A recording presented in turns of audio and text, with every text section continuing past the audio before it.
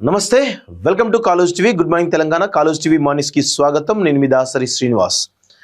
So Telangana రాష్ట్రంలో మూడో విడత ఎన్నికల ప్రచారం నిన్నటితోటి ముగియడం జరిగింది. సో ఈరోజు మూడో విడత ఎన్నికలకు సంబంధించినటువంటి పోలింగ్ మరియు కౌంటింగ్ రేపు పోలింగ్ మరియు కౌంటింగ్ జరగబోతుంది. రేపు నిన్నటితోటి ప్రచారం ముగిసింది. ఈరోజు గ్యాప్ ఉంటుంది. రేపు పోలింగ్ మరియు కౌంటింగ్ రిజల్ట్స్ కూడా రాబోతున్నాయి. సో దీనిలో ప్రధానంగా నిన్న కూడా నేను చెప్పిన మళ్ళొక్కసారి గుర్తు చేయదలుచుకున్నా. సో దీనిలో సర్పంచ్ ఎన్నికలకు పార్టీల గుర్తు ఉండదు. కేవలం పార్టీల మద్దతుతోనే అభ్యర్థులు పోటీ చేస్తారు. సో ఇక్కడ ఏమవుతుందంటే అధికార పార్టీ కాంగ్రెస్ పార్టీ అధికారంలో ఉంది కాబట్టి సో ఇండిపెండెంట్లు కానీ ఏకగ్రీవం కానీ ఎక్కువగా అధికార పార్టీకే రావడం జరిగింది. ఎందుకంటే ఇండిపెండెంట్స్ ఎక్కువ శాతం అధికార పార్టీ వైపే మొగ్గు చూపుతారు. ఎందుకంటే నిధులు రావాలన్నా కానీ ఏమైనా పనులు కావాలన్నా కానీ అధికార పార్టీలో ఉంటేనే అది సాధ్యమవుతుంది. కాబట్టి ఇండిపెండెంట్లు ఏకగ్రీవమైన అభ్యర్థులు వీళ్ళందరూ మెజారిటీ అభ్యర్థులందరూ కూడా కాంగ్రెస్ పార్టీ వైపు ఉండడంతో కాంగ్రెస్ పార్టీ ఎక్కువ సీట్లు గెలుస్తున్నటువంటి ఒక భ్రమలో ఈరోజు కాంగ్రెస్ పార్టీ భావిస్తూ ఉంది. అదంతా ఏంటంటే మాకు అత్యధిక సీట్లు వచ్చి చెప్పేటువంటి ఒక ప్రయత్నం చేస్తూ ఉంది. కానీ గతంలో విచిత్రమైన విషయం ఏంటంటే గతంలో బీఆర్ఎస్ పార్టీ అధికారంలో ఉన్నప్పుడు దాదాపు 70 to 80% సీట్లు బీఆర్ఎస్ పార్టీ అధికారంలో ఉన్నప్పుడు గెలవడం జరిగింది. కానీ విచిత్రం ఏంటంటే ఇప్పుడు ఇండిపెండెంట్లు కానీ లేకపోతే ఏకగ్రీవమైన అభ్యర్థి కానీ వీళ్ళందరూ కూడా ప్రభుత్వం కాంగ్రెస్ పార్టీ వైపు నిలబడ్డా కానీ 50% సీట్లు దాటలేదు అంటే కాంగ్రెస్ పార్టీ యొక్క పరిస్థితి గ్రామాలలో ఏ విధంగా ఉందో అర్థమవుతుంది. దానికి సంబంధించి చాలా విషయాలు ఉన్నాయి. యూరియా కొరత కావచ్చు, లేకపోతే రైతు బంధు విషయం కావచ్చు, లేకపోతే రైతు రుణమాఫీ విషయం కావచ్చు, అన్ని రకాల ఈక్వేషన్స్ కూడా చాలా స్పష్టంగా కనబడతా ఉన్నాయి. సో కాంగ్రెస్ పార్టీ చేస్తున్నటువంటి ఏదైతే మాకు ఎక్కువ వచ్చిన ప్రచారం అవుతుందో అదంతా కూడా ఒక అభూత కల్పన మాత్రమే అనేది చాలా స్పష్టంగా అర్థమవుతుంది. సో బీఆర్ఎస్ పార్టీ దాదాపు కాంగ్రెస్ పార్టీలో సగం కంటే ఎక్కువ అంటే దాదాపు 30% సీట్లను గెలవడం జరిగింది. అంటే 100% బీఆర్ఎస్ పార్టీ ఒక మంచి పర్ఫార్మెన్స్ చేస్తున్నట్టుగా అర్థమవుతుంది. కాంగ్రెస్ పార్టీ దాదాపు 50% దగ్గరలో ఉన్నట్టు తెలుస్తూ ఉంది. ఇక బీజేపీ 7 to 8% మాత్రమే కనబడతా ఉంది. ఇక మిగతా ఇండిపెండెంట్స్ మాత్రం మిగతా సీట్లు దాదాపు 13% 14% దాకా ఉన్నట్టుగా చాలా స్పష్టంగా అర్థమవుతా ఉంది. సో ఈ ఈక్వేషన్స్ గమనిస్తూ ఉంటే కాంగ్రెస్ పార్టీ పరిస్థితి గ్రామాలలో చాలా అధ్వానంగా ఉన్నట్టుగానే కనబడతా ఉంది. వాస్తవంగా జూబ్లీస్ ఉప ఎన్నిక అనేది డిఫరెంట్. జూబ్లీస్ ఉప ఎన్నిక గెలవడం అనేది చాలా డిఫరెంట్. అక్కడ ఏంది అంటే జూబ్లీస్లో ఒక ఆంధ్ర కమ్మ సామాజిక వర్గానికి సంబంధించినటువంటి అసలు ప్రజలకు సంబంధం లేనటువంటి వ్యక్తి పోటీ చేయడం కావచ్చు, లేకపోతే కేటీఆర్ యొక్క అతి ప్రచారం కావచ్చు కాంగ్రెస్ పార్టీ అభ్యర్థి గెలవడానికి కారణమైంది. అదేవిధంగా కాంగ్రెస్ పార్టీ అభ్యర్థి గత 16 సంవత్సరాలుగా జూబ్లీస్ గ్రౌండ్లోనే ఉండి ప్రజలతో సత్సంబంధాలు పెంచుకున్నటువంటి విషయంలో ఆయన సక్సెస్ అవ్వడం కారణం అయింది. ఆయన ప్రజలతోటి మెరుగైనటువంటి సంబంధాలు ఉండడం కూడా ఈరోజు జూబ్లీస్ అభ్యర్థి గెలవడానికి చాలా స్పష్టమైనటువంటి కారణం కనబడతా ఉంది. సో దానిలో కేటీఆర్ చేసినటువంటి రౌడీ షీట్ అని విపరీతమైనటువంటి ప్రచారం కూడా కొంత బీఆర్ఎస్ పార్టీకే నెగిటివ్ అయిన విషయం గమనిస్తూ ఉన్నాం.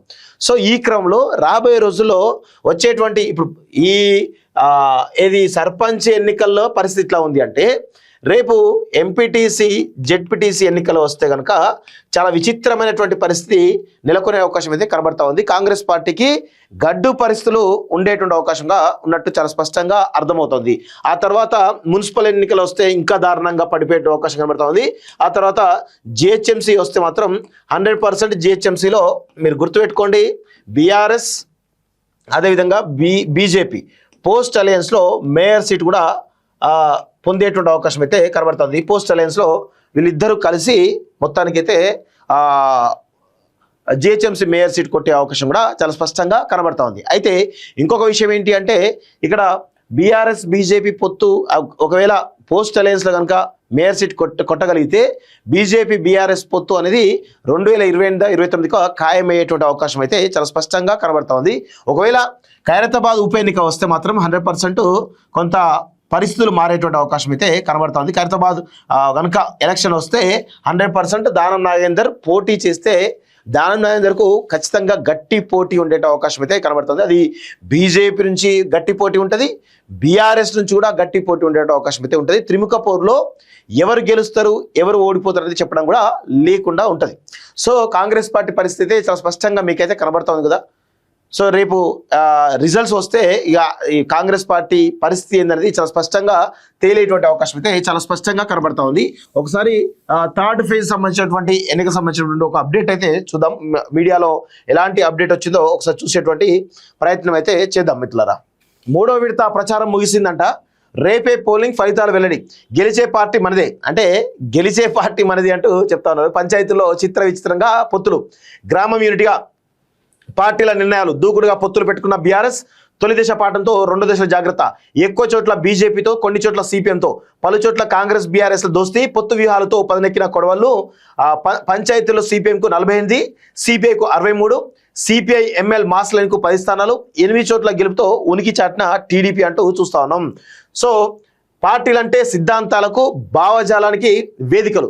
పొత్తులంటే అగ్రనాయకులు క్షేత్రస్థాయి నుంచి రాష్ట్ర జాతీయ స్థాయి వరకు పెట్టిన కట్టుబాట్లు. ఎన్నికలంటే పార్టీలు నమ్ముకున్న సిద్ధాంతాలకు, పెట్టుకున్న కట్టుబాట్లకు లోబడి ఓటర్ల మద్దతు కోరేటువంటి ప్రక్రియ.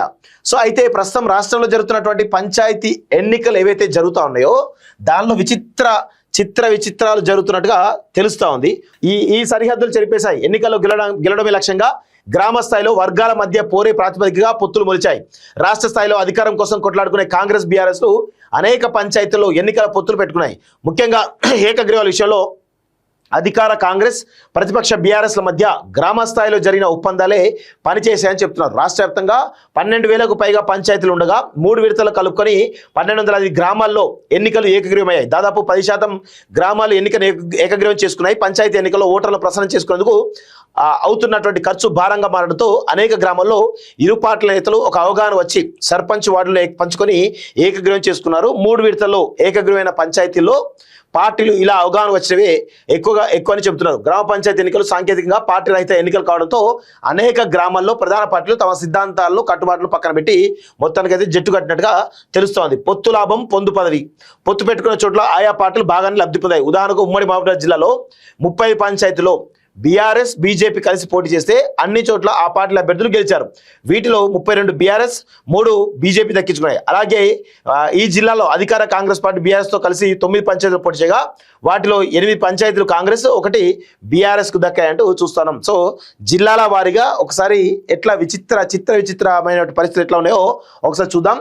భూపాలపల్లి జిల్లాలోని భూపాలపల్లి, గణపురం, రేగొండ మండలంలో సిపిఎంలు కాంగ్రెస్ అభ్యర్థులకు మద్దతు ఇచ్చాయట. అంటే కాంగ్రెస్ అభ్యర్థులకు సిపిఎం మద్దతు ఇచ్చాయి. ఓకే. ఆదిలాబాద్ జిల్లాలో పలు గ్రామాల్లో పార్టీలకు అతీతంగా బంధుత్వాలకు ప్రాధాన్యం ఇచ్చారు. ములుగు జిల్లాలోని ఏటునగరం మండలంలో బీఆర్ఎస్కు సిపిఎం మద్దతు ఇచ్చింది. నిర్మల్ జిల్లాలో అనేక చోట్ల పార్టీల మధ్య సిద్ధాంత విరుద్ధ పొత్తులు చోటు చేసుకున్నాయి. పలు గ్రామాల్లో కాంగ్రెస్కు బలమైన అభ్యర్థులు ఉన్న చోట్ల బీజేపీ సహా మిగిలిన పార్టీలు, బీజేపీకి బలమైన అభ్యర్థులు ఉన్న చోట్ల కాంగ్రెస్ సహా మిగిలిన పార్టీలు మద్దతు ఇచ్చేలా ముందే ఒప్పందాలు చేసుకున్నారట. ఖమ్మం జిల్లా పాలేరు, మధుర నియోజకవర్గంలో బీఆర్ఎస్, సిపిఎంలు పొత్తులు పెట్టుకున్నాయి. కాంగ్రెస్, సిపిఐలు ఈ జిల్లాలో తమ పొత్తులు కొనసాగించాయి. జిల్లాలో తొలిసారిగా పొత్తులు పెట్టుకున్న బీఆర్ఎస్, సిపిఎంలకు మంచి ఫలితాలే వచ్చాయి. సో బీఆర్ఎస్కు 75, సిపిఎంకి 24 పంచాయతీలు వచ్చాయి. కాంగ్రెస్, సిపిఐ పొత్తు ఆ కూటమికి బాగానే కలిసి వచ్చినట్టు తెలుస్తా ఉంది. హనుమకొండ జిల్లా ఐనవోడ్ మండలంలో బీఆర్ఎస్, బీజేపీ పార్టీలు పొత్తులు పెట్టుకున్నాయి. ఫలితంగా ఈ మండలంలో బీఆర్ఎస్ 5, బీజేపీ 1 సీట్లు దక్కించుకున్నాయి. నిజామాబాద్ జిల్లాలో మొదటి విడత ఫలితాల గుణపాఠంతో 2వ విడతగా జరిగిన ఎన్నికల్లో బీజేపీ, బీఆర్ఎస్ పరస్పర సహకరించుకున్నాయి. బీఆర్ఎస్ కు బలమైన అభ్యర్థులు ఉన్న చోట్ల బీజేపీకి బలమైన అభ్యర్థులు ఉన్న చోట్ల బీఆర్ఎస్ కు మద్దతు ఇచ్చాయట. ఇట్లా మొత్తం అన్ని జిల్లాలలో విచిత్రాది అవి జరిగినట్టుగా చాలా స్పష్టంగా అర్థమవుతోంది. సో మొత్తానికైతే పంచాయతీల్లో రకరకాల విచిత్రాలు చూస్తున్నట్టుగా అర్థమవుతోంది. సో ఇక్కడ ఇంకొక విషయం చూద్దాం.